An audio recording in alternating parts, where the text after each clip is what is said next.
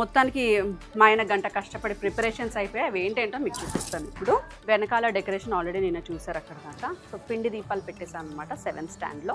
పిండి దీపాల్లో నువ్వుల నూనె కంపల్సరీ అండ్ తర్వాత నెయ్యి దీపాలు అనమాట. అవి రెండు నెయ్యి దీపాలు కూడా కంపల్సరీ. సో అటువైపుకి వెళ్తే ఇవి మెయిన్గా పెట్టాల్సిన ప్రసాదాలు: వడపప్పు, పానకం, బెల్లం, చిమిలి ఉండలు, నల్ల నువ్వులతో బెల్లం వేసి నెయ్యి వేసి చేసిన ఉండలు, సలివిడి ముద్ద ఇంకా మా మమ్మీ ఇవ్వలేదు, రెడీ అవుతుంది. అది వచ్చిన తర్వాత ఇది మెయిన్ 5 ప్రసాదాలు స్వామివారికి. అండ్ 7 శనివారాల వ్రతం 7 సింబల్ కాబట్టి నేను 7 టైప్స్ ఆఫ్ ఫ్లవర్స్తో డెకోర్ చేశాను, 7 టైప్స్ ఆఫ్ ఫ్రూట్స్ పెట్టాను. అండ్ తాంబూలానికి అరటిపళ్ళు పెట్టుకున్నాను.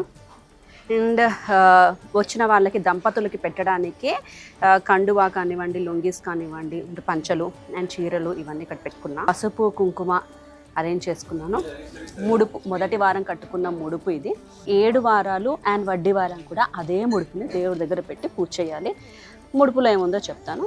వినాయకుడిని కంపల్సరీ పెట్టాలి, లక్ష్మీదేవిని పెట్టాలి, ఇక్కడ వెంకటేశ్వర స్వామిని పెట్టాను.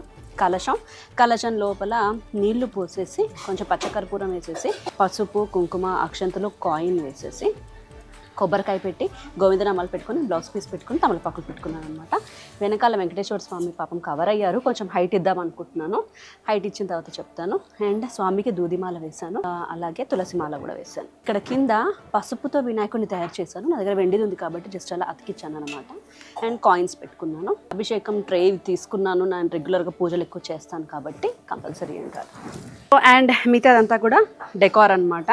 సో ఆ వెనకాల వచ్చేసి కలశం నాకు నీట్గా చాలా బాగా నచ్చింది, అందుకే పెట్టాను.